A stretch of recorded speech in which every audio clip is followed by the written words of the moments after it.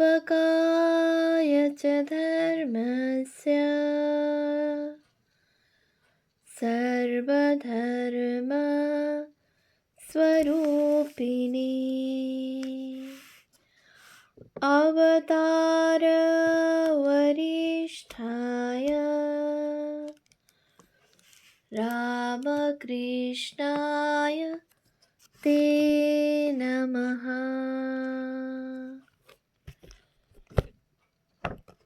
শ্রী শ্রী রামকৃষ্ণ লীলা প্রসঙ্গ।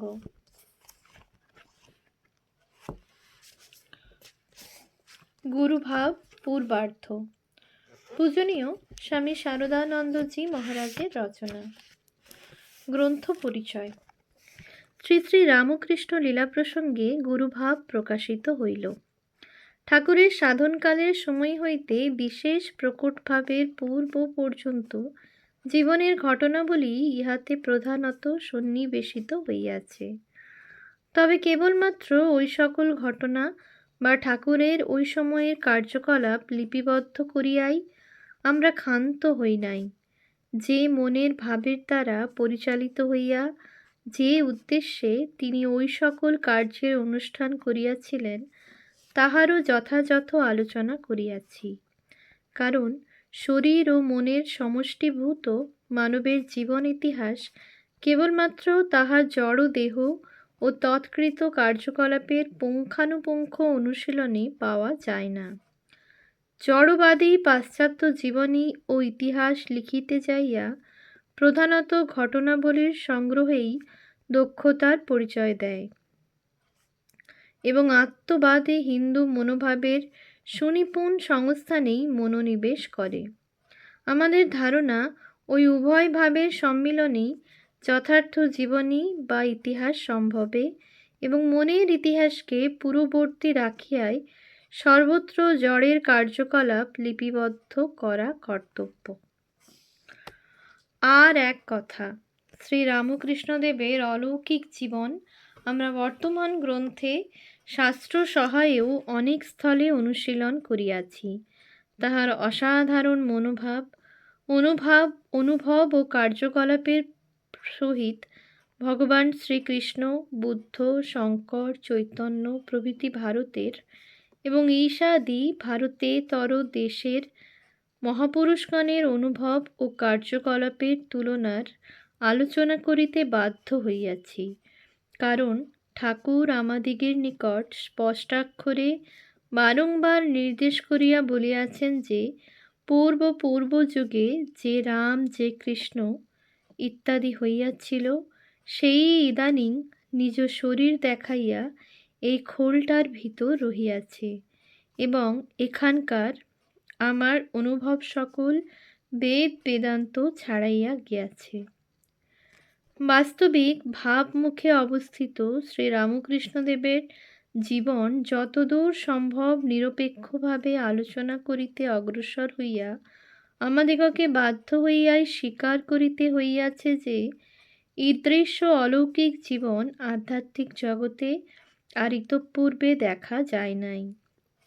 আবার পূর্ব অবতার সকলের মতানুগ হইয়া সকল প্রকার সাধন মার্গে স্বল্পকালে সিদ্ধিলাভ করিয়া তিনি যত মত তত পথ রূপ যে নূতন তত্ত্বের আবিষ্কার ও লোকহিতার্থ ঘোষণা করিয়াছেন, তদ্বিষয় আলোচনা করিয়া আমরা তাহাকে পূর্ব যুগাবির্ভূত সকল অবতার পুরুষগণের ঘনীভূত সমষ্টি ও নবাভিব্যক্তি বলিয়া বুঝিতেই বাধ্য হইয়াছি। বাস্তবিকই শ্রী রামকৃষ্ণদেবের অদৃষ্টপূর্ব পবিত্র জীবনের আমরা যতই অনুশীলন করিয়াছি, ততই উহাকে বৈদিক সার্বজনীন ও সনাতন অধ্যাত্ম ভাববৃক্ষের সার সমষ্টি সমুদ্ভূত প্রথম উৎপন্ন ফলস্বরূপেই নির্ধারিত করিতে বাধ্য হইয়াছি। শ্রী রামকৃষ্ণ পদাশ্রিত পূজ্যপাদ স্বামী বিবেকানন্দের ধর্মপ্রচারের পর হইতে শ্রী রামকৃষ্ণ জীবন কথা জানিবার জন্য সাধারণের আগ্রহ দেখিয়া বর্তমানকালে অনেকে অনেক কথা তৎসম্বন্ধে লিপিবদ্ধ করিলেও ওই অলোক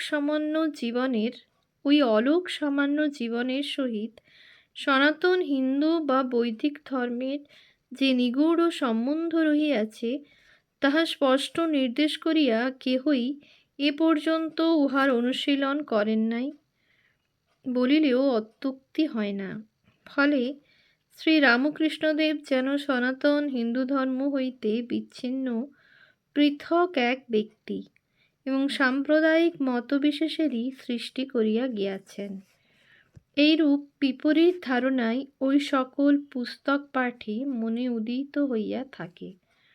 আবার ওই সকল গ্রন্থের অনেকগুলি ঠাকুরের জীবনাখ্যায়িকা সম্বন্ধে নানা ভ্রম প্রমাদপূর্ণ এবং অপরগুলিতে ওই সকল জীবন ঘটনার প্রকৃত অর্থ এবং পূর্বাপর সম্বন্ধ ও পারম্পর্য লক্ষিত হয় না। সাধারণের তদ্ভাব কথঞ্চিত দূর করিবার জন্য ওই মহৎ উদার জীবন আমাদের নিকটে যেভাবে প্রতিভাত হইয়াছে এবং যে ভাব উপলব্ধি করিয়া শ্রী বিবেকানন্দ প্রমুখ আমরা ঠাকুরের শ্রীপাদপদ্মে জীবন উৎসর্গ করিয়াছি, তাহারই কিছু স্বামী শ্রী বিবেকানন্দের পদানুগ হইয়া বর্তমান গ্রন্থে পাঠককে বলিবার প্রযত্ন করিয়াছি। ঠাকুরের অলৌকিক জীবনাদর্শ যদি উহাতে কথঞ্চিত যথার্থভাবেও অঙ্কিত হইয়া থাকে, তবে উহা তাহারই গুণে হইয়াছে, এবং যাহা কিছু অসম্পূর্ণতা ও অঙ্গহানিত্ব রহিয়া গিয়াছে, তাহা আমাদের বুঝিবার ও বলিবার দোষেই হইয়াছে। পাঠক একথা বুঝিয়া লইবেন। ভবিষ্যতে ঠাকুরের অমূল্য জীবনের পূর্ব ও শেষ ভাগের পরিচয়ও এইভাবে পাঠককে উপহার দিবার আমাদের ইচ্ছা রহিল। এক্ষণে ভাবমুখে অবস্থিত দুরবগাহী শ্রী রামকৃষ্ণ জীবনের সনাতন বৈদিক ধর্মের সহিত নিগূঢ় সম্বন্ধ আলোচনা করিয়া স্বামী শ্রী বিবেকানন্দ যে সূত্রগুলি নিবদ্ধ করিয়া গিয়াছেন, তাহাই এখানে পাঠকের নয়নগোচর করিয়া আমরা গ্রন্থারম্ভে প্রবৃত্ত হই। অলমিতি বিনীত গ্রন্থকার। হিন্দু ধর্ম ও শ্রী শ্রী রামকৃষ্ণ। আচণ্ডালা প্রতিহতরয়ো यस्य प्रेम प्रवाह लोकातीतो प्यहनजहौ लोककल्याण मार्गम त्रैलोक्येप्य प्रतिमा महिमा जानकी प्राणबन्धौ भक्त्या ज्ञानं वृतवरवपु सीतया यो हि रामः स्तब्धीकृत्य प्रलयकलित बाहोबोध्यं महान्तं हित्वा रात्रिं प्रकृतिसहजां मन्धतामिश्रमिश्रम् गीतां शान्तं मधुरमपि सिंहनादं जगर्ज सोऽहं यातः प्रथितपुरुषो রামকৃষ্ণস্তিদানীম। প্রেমের প্রবাহ যার আচণ্ডালে অবারিত, লোকহিতে রত সদা হয়ে তিনি লোকাতীত। জানকীর প্রাণবন্ধ উপমা নাহিক যার, ভক্তাবৃত জ্ঞান বপু যিনি রাম অবতার। স্তব্ধ করি কুরুক্ষেত্রে প্রলয়ের হুহুঙ্কার, দূর করি সহজাত মহামোহ অন্ধকার। উঠেছিল সুগম্ভীর গীতা সিংহনাদ যার, সেই এবে রামকৃষ্ণ খ্যাতনামা ত্রিসংসার। শাস্ত্র শব্দে অনাদি অনন্ত বেদ বোঝা যায়। ধর্মশাসনে এই বেদই একমাত্র সক্ষম। পুরাণাদি অন্যান্য পুস্তক স্মৃতি শব্দবাচ্য এবং তাহাদের প্রামাণ্য যে পর্যন্ত তাহারা শ্রুতিকে অনুসরণ করে সেই পর্যন্ত। সত্য দুই প্রকার। এক, যাহা মানব সাধারণ পঞ্চেন্দ্রিয় গ্রাহ্য ও তদুপস্থাপিত অনুমানের দ্বারা গৃহীত। দুই, যাহা অতীন্দ্রিয় সূক্ষ্ম যোগজ শক্তিগ্রাহ্য। প্রথম উপায় দ্বারা সংকলিত জ্ঞানকে বিজ্ঞান বলা যায়। দ্বিতীয় প্রকারের সংকলিত জ্ঞানকে বেদ বলা যায়। বেদ নামধেয় অনাদি অনন্ত অলৌকিক জ্ঞান রাশি সদা বিদ্যমান। সৃষ্টিকর্তা স্বয়ং উহার সহায়তায় এই জগতের সৃষ্টি স্থিতি প্রলয় করিতেছেন। ওই অতীন্দ্রিয় শক্তি যে পুরুষে আবির্ভূত হন তাহার নাম ঋষি, ও সেই শক্তির দ্বারা তিনি যে অলৌকিক সত্য উপলব্ধি করেন তাহার নাম বেদ। এই ঋষিত্ব ও বেদ দ্রষ্টিত্ব লাভ করায় যথার্থ ধর্মানুভূতি। সাধকের জীবনে যতদিন উহার উন্মেষ না হয় ততদিন ধর্ম কেবল কথার কথা, ও ধর্মরাজ্যের প্রথম সোপানেও তাহার পদস্থিতি হয় নাই জানিতে হইবে।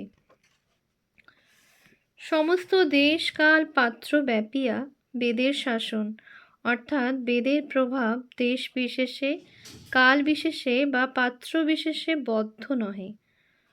সার্বজনীন ধর্মের ব্যাখ্যাতা একমাত্র বেদ।